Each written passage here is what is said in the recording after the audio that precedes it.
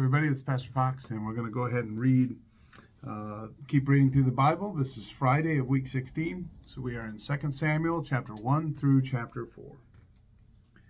Now it came to pass after the death of Saul, when David was returned from the slaughter of the Amalekites, and David had abode 2 days in Ziklag. It came even to pass on the third day that, behold, a man came out of the camp from Saul with his clothes rent, and earth upon his head. And so it was, when he came to David, that he fell to the earth and did obeisance. And David said unto him, From whence comest thou? And he said unto him, Out of the camp of Israel am I escaped. And David said unto him, How went the matter? I pray thee, tell me. And he answered, That the people are fled from the battle, and many of the people also are fallen and dead.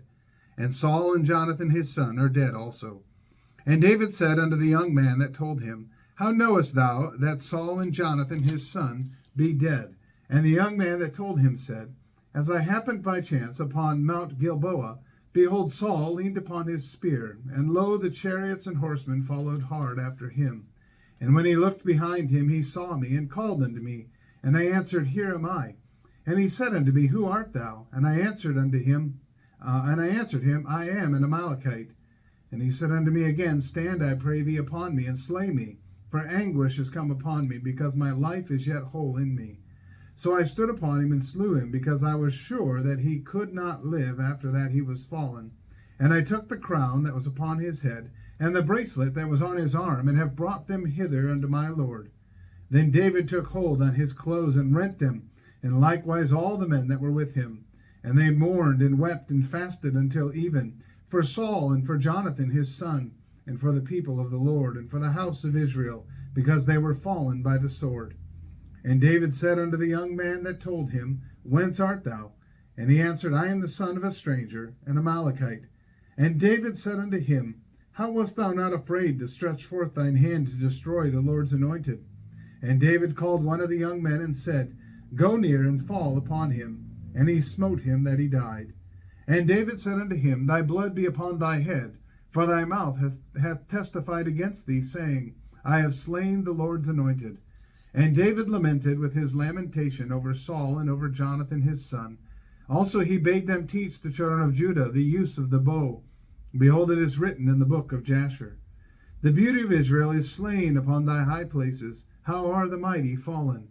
Tell it not in Gath, publish it not in the streets of Ashkelon, lest the daughters of the Philistines rejoice, lest the daughters of the uncircumcised triumph. Ye mountains of Gilboa, let there be no dew, neither let there be rain upon you, nor fields of offerings. For there the shield of the mighty is vilely cast away, the shield of Saul, as though he had not been anointed with oil. From the blood of the slain, from the fat of the mighty, the bow of Jonathan turned not back, and the sword of Saul returned not empty. Saul and Jonathan were lovely and pleasant in their lives, and in their death they were not divided. They were swifter than eagles, they were stronger than lions. Ye daughters of Israel, weep over Saul, who clothed you in scarlet, with other delights, who put on ornaments of gold upon your apparel. How are the mighty fallen in the midst of the battle? O Jonathan, thou wast slain in thine high places. I am distressed for thee, my brother Jonathan. Very pleasant hast thou been unto me. Thy love to me was wonderful, passing the love of women. How are the mighty fallen, and the weapons of war perished. Chapter 2. And it came to pass after this, that David inquired of the Lord, saying, Shall I go up into any of the cities of Judah? And the Lord said unto him, Go up. And David said, Whither shall I go up? And he said, Unto Hebron. So David went up thither, and his 2 wives also, Ahinoam and Jezreelitis, and Abigail, Nabal's wife, the Carmelite. And his men that were with him did David bring up, every man with his household, and they dwelt in the cities of Hebron. And the men of Judah came, and there they anointed David king over the house of Judah. And they told David, saying, that the men of Jabesh Gilead were they that buried Saul. And David sent messengers unto the men of Jabesh Gilead, and said unto them, Blessed be ye of the Lord, that ye have showed this kindness unto your Lord, even unto Saul, and have buried him. And now the Lord show kindness and truth unto you. And I also will requite you this kindness, because ye have done this thing. Therefore now let your hands be strengthened, and be ye valiant, For your master Saul is dead, and also the house of Judah have anointed me king over them. But Abner, the son of Ner, captain of Saul's host, took Ishbosheth, the son of Saul, and brought him over to Mahanaim, and made him king over Gilead, and over Ashurites, and over Jezreel, and over Ephraim, and over Benjamin, and over all Israel. Ishbosheth, Saul's son, was 40 years old when he began to reign over Israel, and reigned 2 years. But the house of Judah followed David. And the time that David was king in Hebron over the house of Judah was 7 years and 6 months. And Abner, the son of Ner, of the servants of Ishbosheth, the son of Saul, went out from Mahanaim to Gibeon. And Joab, the son of Zeruiah, and the servants of David went out, and met together by the pool of Gibeon. And they sat down, the one on the one side of the pool, and the other on the other side of the pool. And Abner said to Joab, Let the young men now arise and play before us. And Joab said, Let them arise. Then there arose and went over by number 12 of Benjamin, which pertained to Ishbosheth, the son of Saul, and 12 of the servants of David. And they caught every one his fellow by the head, and thrust his sword in his fellow's side, so they fell down together. Wherefore that place was called Helkath-hath-zurim, which is in Gibeon. And there was a very sore battle that day, and Abner was beaten, and the men of Israel before the servants of David. And there were 3 sons of Zeruiah there, Joab, and Abishai, and Asahel. And Asahel was as light of foot as a wild roe. And Asahel pursued after Abner, and in going he turned not to the right hand nor to the left from following Abner. Then Abner looked behind him and said, Art thou Asahel? And he said, I am. And Abner said to him, Turn thee aside to thy right hand or to thy left, and lay thee hold on one of the young men, and take thee his armor. But Asahel would not turn aside from following of him. And Abner said again to Asahel, Turn thee aside from following me. Wherefore should I smite thee to the ground? How then should I hold up my face to Joab thy brother? Howbeit he refused to turn aside. Wherefore Abner with the hinder end of the spear smote him under the 5th rib, that the spear came out behind him. And he fell down there and died in the same place. And it came to pass that as many as came to the place where Asahel fell down and died stood still. Joab also and Abishai pursued after Abner. And the sun went down when they were come to the hill of Ammah, that lieth before Giah by the way of the wilderness of Gibeon. And the children of Benjamin gathered themselves together after Abner, and became one troop, and stood on the top of an hill. Then Abner said to Joab, called to Joab, and said, Shall the sword devour forever? Knowest thou not that it will be bitterness in the latter end? How long shall it be then, ere thou bid the people return from following their brethren? And Joab said, As God liveth, unless thou hadst spoken, surely then in the morning the people had gone up every one from following his brother. So Joab blew a trumpet, and all the people stood still, and pursued after Israel no more, neither fought they any more. And Abner and his men walked all that night through the plain, and passed over Jordan, and went through all Bithron, and they came to Mahanaim. And Joab returned from following Abner, and when he had gathered all the people together, there lacked of David's servants 19 men and Asahel. But the servants of David had smitten of Benjamin and Abner's men, so that 360 men died. And they took up Asahel and buried him in the sepulchre of his father, which was in Bethlehem. And Joab and his men went all night, and they came to Hebron at break of day. Chapter 3. Now there was long war between the house of Saul and the house of David. But David waxed stronger and stronger, and the house of Saul waxed weaker and weaker.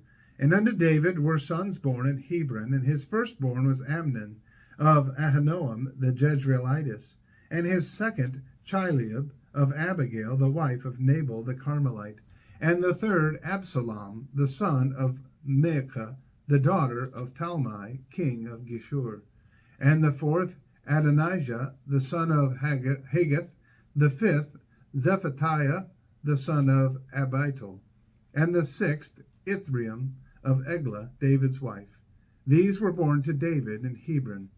And it came to pass, while there was war between the house of Saul and the house of David, that Abner made himself strong for the house of Saul.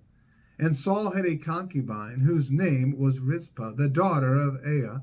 And Ishbosheth said to Abner, Wherefore hast thou gone in unto my father's concubine? Then was Abner very wroth for the words of Ishbosheth, and said, Am I a dog's head which against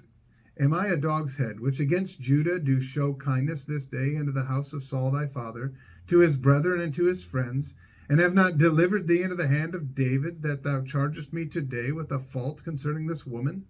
So do God to Abner, and more also, except as the Lord hath sworn to David, even so I do to him, to translate the kingdom from the house of Saul, and to set up the throne of David over Israel and over Judah, from Dan even to Beersheba.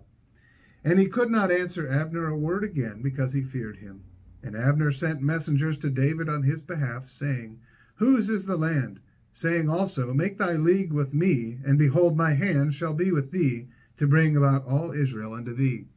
And he said, Well, I will make a league with thee, but one thing I require of thee, that is, thou shalt not see my face, except thou first bring Michal, Saul's daughter, when thou comest to see my face. And David sent messengers to Ishbosheth, Saul's son, saying, Deliver me my wife Michal, which I espoused to me for 100 foreskins of the Philistines. And Ishbosheth sent and took her from her husband, even from Phaltiel the son of Laish. And her husband went with her along, weeping behind her, to Behurim. Then said Abner unto him, Go, return. And he returned. And Abner had communication with the elders of Israel, saying, Ye sought for David in times past to be king over you. Now then do it, for the Lord hath spoken of David, saying, By the hand of my servant David I will save my people Israel out of the hand of the Philistines, and out of the hand of all their enemies. And Abner also spake in the ears of Benjamin, and Abner went also to speak in the ears of David in Hebron, all that seemed good to Israel, and that seemed good to the whole house of Benjamin. So Abner came to David to Hebron, and 20 men with him. And David made Abner and the men that were with him a feast. And Abner said unto David, I will arise and go, and will gather all Israel unto my lord the king, that they may make a league with thee, and that thou mayest reign over all that thine heart desireth. And David sent Abner away, and he went in peace. And behold, the servants of David and Joab came from pursuing a troop, and brought in a great spoil with them. But Abner was not with David in Hebron, for he had sent him away, and he was gone in peace. When Joab and all the host that was with him were come, they told Joab, saying, Abner the son of Ner came to the king, and he hath sent him away, and he is gone in peace. Then Joab came to the king and said, What hast thou done? Behold, Abner came unto thee. Why is it that thou hast sent him away, and he is quite gone? Thou knowest Abner the son of Ner, that he came to deceive thee, and to know thy going out and thy coming in, and to know all that thou doest. And when Joab was come out from David, he sent messengers after Abner, which brought him again from the well of Sirah. But David knew it not. And when Abner was returned to Hebron, Joab took him aside in the gate to speak with him quietly, and smote him there under the 5th rib, that he died, for the blood of Asahel his brother. And afterward, when David heard it, he said, I and my kingdom are guiltless before the Lord forever from the blood of Abner the son of Ner.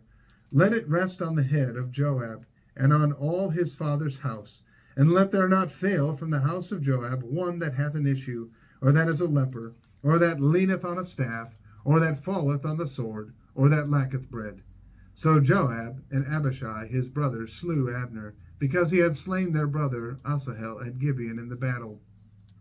And David said to Joab and to all the people that were with him, Rend your clothes, and gird you with sackcloth, and mourn before Abner. And King David himself followed the bier. And they buried Abner in Hebron, and the king lifted up his voice, and wept at the grave of Abner, and all the people wept. And the king lamented over Abner, and said, Died Abner as a fool dieth? Thy hands were not bound, nor thy feet put into fetters. As a man falleth before wicked men, so fellest thou.